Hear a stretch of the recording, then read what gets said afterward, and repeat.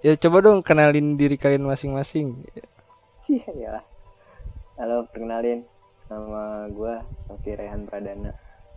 Tuh bisa manggil gue Oki, Sioki. Tapi gue di kamus biasanya panggil Uki sih. Udahlah, panggil Oki aja udah. Nah, gue kuliah di Universitas Negeri Malang. Sekarang udah semester 5, jurusan PGSD, angkatan 2018. Kalau gue namanya Aris Nisriana Hidayat, biasanya dipanggil Anis. Gue kuliah di Universitas Negeri Jakarta di UNJ. Gue ngambil prodi Pendidikan Tata Boga 2018. Berarti sekarang gue juga udah semester 5 nih. Iya. Jadi gini, sekarang kan lagi masa pandemi COVID-19 ya kan. Semua sekolah dan semua pendidikan perguruan tinggi itu diwajibkan untuk melakukan pembelajaran jarak jauh ya kan, atau kuliah online atau sekolah online ya kan. Ada nggak sih dampak dari kuliah online ini bagi kalian? Oke, kalau dampak dari gue sih, yang pertama gue ngerasa PJJ kuliah online kayak gini tuh nggak efektif banget, karena gue nggak fokus gitu loh kuliah pakai komputer doang. Jadi kayak apa, gue nggak kuat ngeliat layar lama-lama kan.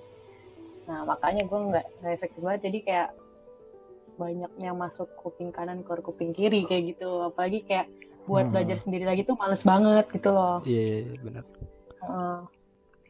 Kalau misalnya menurut gue pribadi nih ya, dampaknya tuh ada dua, positif sama negatif. Yang positif, gue lebih banyak waktu luang gitu. Jadi yang kalau misalnya dulu gue tatap muka, biasanya habis kuliah langsung nongkrong gitu. Kalau nggak ada kegiatan himpunan, terus nggak bisa bagi waktunya. Cuman kalau misalnya sekarang semuanya udah banyak waktunya, jadi semuanya diluangin buat tugas gitu. Itu yang pertama. Terus kalau misalnya yang kedua, kan kalau misalnya tadi Anis nggak bisa fokus ya kalau misalnya di rumah.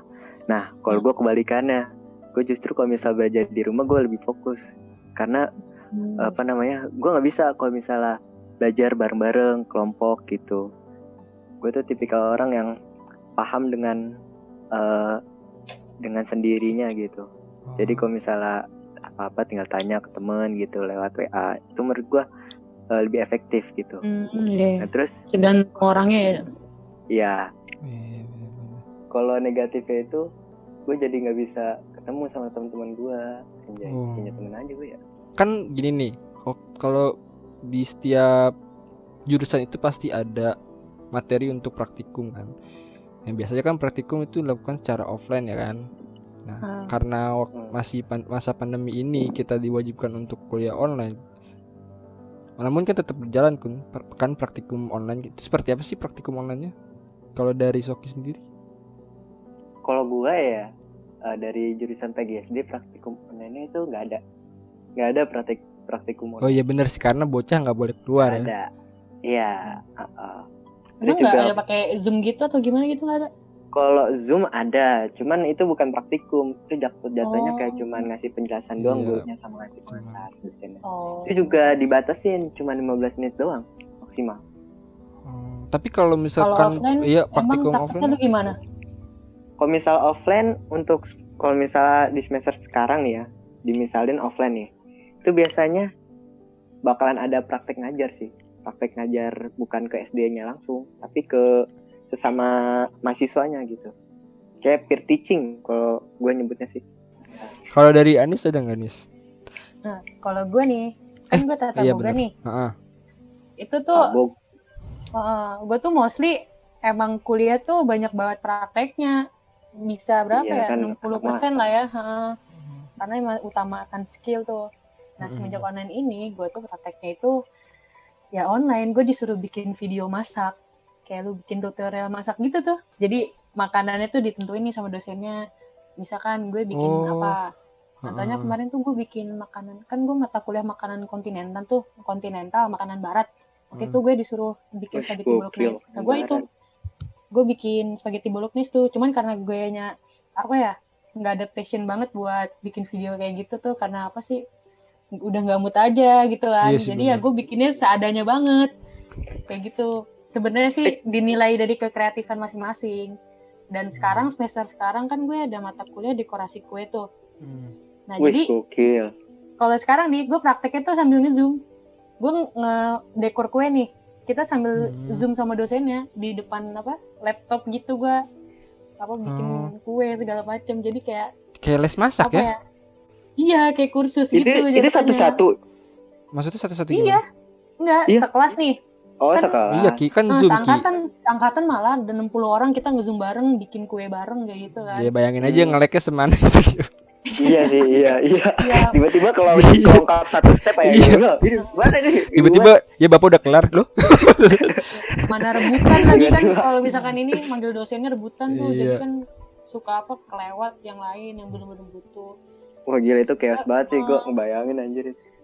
Kadang nih gue lagi nanya, "Ibu, ini bener nggak yang pakai alatnya ini bener nggak?" Temen gue nyerobot, yang dijawab temen gue nggak dijawab. Tapi gua, kayak gitu. Dosennya juga ikut bikin atau ngeliatin doang? Dosen gue juga memperagain kayak gitu, memperagain duluan terus kita nyontohin kayak gitu. Terus nanti kan dosen lu udah ngeberagain dan lu ngikutin. Nanti hasilnya itu bakalan dinilai apa gimana? Nah iya, jadi pertama ada praktek latihan, ada praktek ambil nilai. Pas latihan itu ya cuman ya udah lu latihan tutorial aja. Doang ngeliatin gitu. Nah giliran kalau praktek yang ambil nilai, gue bikin saat itu juga di depan Zoom sama dosen gue. Baru nanti hasilnya difoto, dibikin kayak laporan praktek kayak gitu. Tetap ada laporan prakteknya. Terus juga nggak enaknya ya, karena praktek online ini, jadi tuh nilai itu di akhir semester tuh dipukul rata. Jadi B semua tuh.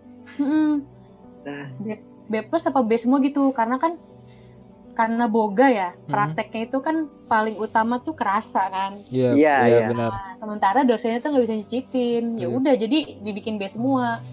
Juga lebih boros praktek online tuh. Borosnya di mana? Borosnya karena kan kalau gue praktek offline nih, kayak contohnya gue ada satu bahan itu bikin gue beli mustard kan. Lu tau mustard kan yang oranye itu? Iya, enggak gimana? Pokoknya kayak mayones gitu deh. Tahu. Yang iya. Ya, nah, gue sos tartar, Dit. Iya, tahu. Yang di SpongeBob. Nah, kayak gitu lah pokoknya. Nah, biasanya kan gue cuma butuh bahan tuh sesendok doang. Cuman karena nggak bisa beli sedikit, jadi gue harus beli sebotol, lebih mahal. Rugi, terus nggak pakai sisanya.